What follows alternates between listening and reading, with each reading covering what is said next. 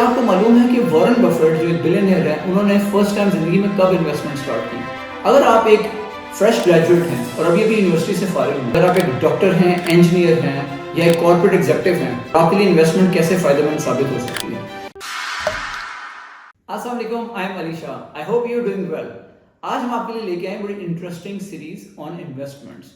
अगर आप एक फ्रेश ग्रेजुएट हैं और अभी यूनिवर्सिटी से फारिग हुए हैं और आपने अभी पहली जॉब स्टार्ट की है या करने वाले हैं, तो ये वीडियो आपके लिए है। इसके साथ साथ अगर आप एक डॉक्टर हैं, इंजीनियर हैं या एक कॉर्पोरेट एग्जीक्यूटिव हैं, तो डिफरेंट कैटेगरीज के लिए हम एक एक एपिसोड इस सीरीज में लेके आएंगे आपके लिए कि आपको इन्वेस्ट कैसे करना चाहिए और आपके लिए इन्वेस्टमेंट कैसे फायदेमंद साबित हो सकती है। अगर आपने ये वीडियो सीरीज देख ली और इससे आपकी ज़िंदगी में ठीक ठाक पॉजिटिव चेंज आ सकती है, बिकॉज ये वीडियो सीरीज आपकी ज़िंदगी बदल सकती है और आपको फाइनेंशियली साउंड और वेल्दी बना सकती है।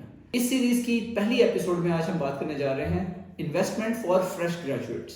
यूजली जब भी आप यूनिवर्सिटी से या कॉलेज से ग्रेजुएशन करके निकलते हैं, तो आपके सामने जो सबसे पहली चीज़ इंपॉर्टेंट तरीन होती है वो ये कि किस तरीके से मुझे जॉब मिल जाए और यार मैं किस तरीके से अपने पाँव पे खड़ा हो जाऊँ ताकि मैं अपनी फैमिली को सपोर्ट कर सकूँ, ताकि मेरे जो भी अरमान है मैं पूरे कर सकूँ।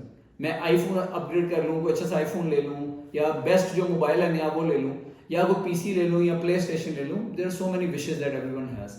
सो आपका ध्यान इन्हीं बातों में होता है। सो 20s में लोग अक्सर इन चीज़ों पे अपनी सैलरी, जो पहली सैलरी होती है, वो स्पेंड कर देते हैं और जो पहला साल होता है आपको पता भी नहीं चलता कि कितनी तेजी से गुजर जाता है।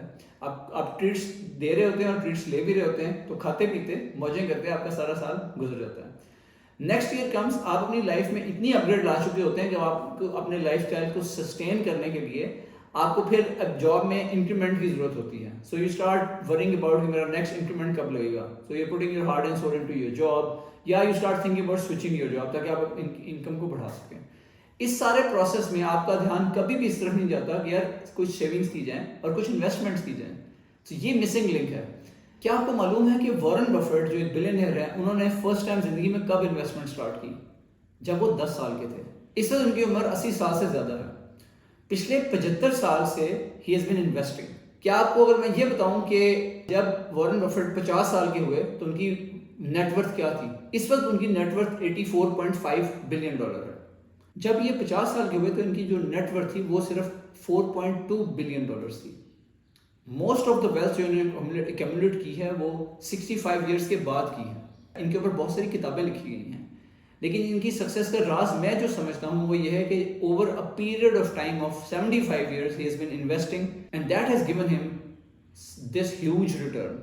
अगर फर्ज करें इन्होंने 10 साल की बजाय 30 साल की उम्र में इन्वेस्टमेंट स्टार्ट की होती, जैसे हम लोग पाकिस्तान में सोचना शुरू करते हैं आफ्टर 30 years कि अब हमें इन्वेस्ट करना चाहिए, और फर्ज करें ये 60 years या 65 years के होकर रिटायर हो चुके होते और अपने ग्रैंड चिल्ड्रन के साथ, अपने नवासों और पोतों के साथ खेल रहे होते रिटायरमेंट के बाद, तो ये कभी भी इतना अमीर ना बन पाते। 80s में इन्होंने आके जो वेल्थ कम्युलेट की है, दिस इज 84.5 बिलियन डॉलर का जो फिगर है, ये इनकी जो वेल्थ है ओवर आफ्टर 65 years ज़्यादा इनको बेनिफिट हुआ है। So this is through a process called compounding in investing. अगर आप ज़्यादा ओवर टाइम इन्वेस्ट करें तो आपको बड़े अच्छे रिजल्ट्स आते हैं। सबसे इंपॉर्टेंट चीज़ जो वॉरेन बफेट की स्टोरी में सीखने की है वो अर्ली स्टेज से इन्वेस्ट करना शुरू किया जाए।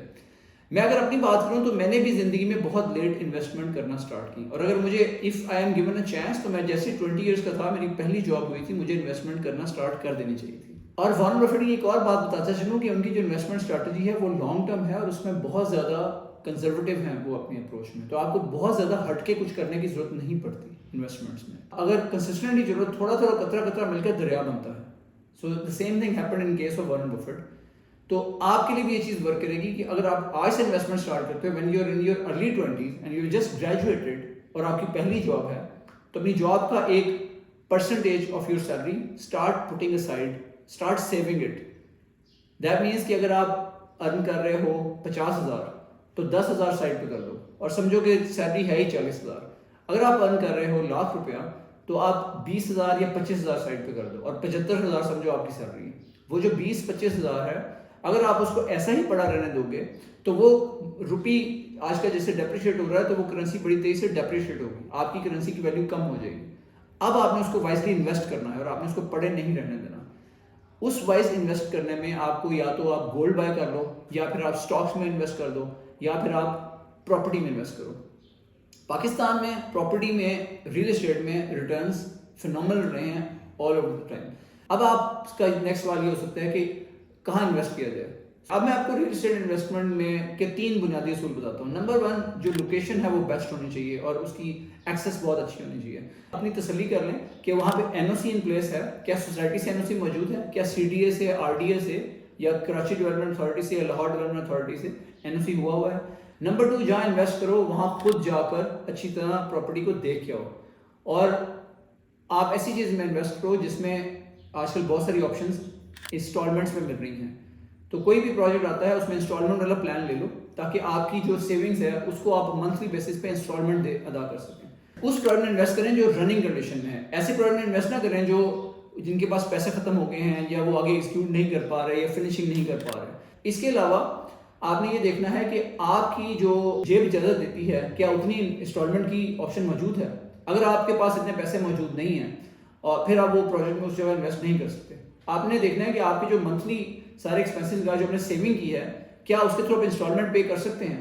अपने आप को बहुत ज़्यादा मुश्किल में नहीं डालना। कई दफ़ा ऐसा भी होता है कि आपकी सैलरी इतनी कम है कि अभी आप अकेले से खुद से ये काम नहीं कर सकते। तो 3-4 कोलीग्स या 3-4 दोस्त मिलकर जिनकी सैलरी उतनी ही हो, आप मिल के एक इंस्टॉलमेंट पे कर सकते हैं। आप पूल इन करके इन्वेस्टमेंट्स कर सकते हैं और एक अच्छी इन्वेस्टमेंट आप जनरेट कर सकते हैं। So that is the idea.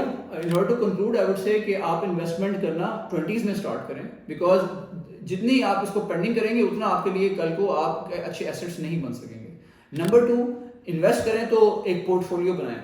आप रियल एस्टेट में इन्वेस्ट करें, गोल्ड में इन्वेस्ट करें, स्टॉक्स में इन्वेस्ट करें। इसके साथ साथ जब अपने रियल एस्टेट में इन्वेस्ट करना है तो एक रिलायबल प्रोजेक्ट में इन्वेस्ट करें। लोकेशन अच्छी होनी चाहिए, एनओसीज इन प्लेस होने चाहिए, एक इजी इंस्टॉलमेंट प्लान होना चाहिए ताकि आप उसकी इंस्टॉलमेंट्स टाइमली मैनर में दे सकें।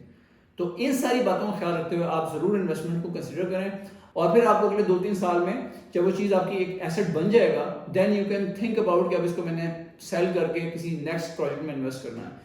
आई hope you will listen to me, क्योंकि यही एडवाइस अगर मैं अपने आप को दूं कि मैं जब 20s में होता तो मैं क्या करता। अगर अभी तक आपने हमारे चैनल को सब्सक्राइब नहीं किया तो उसे जरूर सब्सक्राइब कर लें, क्योंकि आने वाली एपिसोड्स में भी हम इसी तरह की डायरेक्ट और कंसाइज एडवाइस हम आपको दे रहे होंगे रियल एस्टेट इन्वेस्टमेंट्स के बारे में।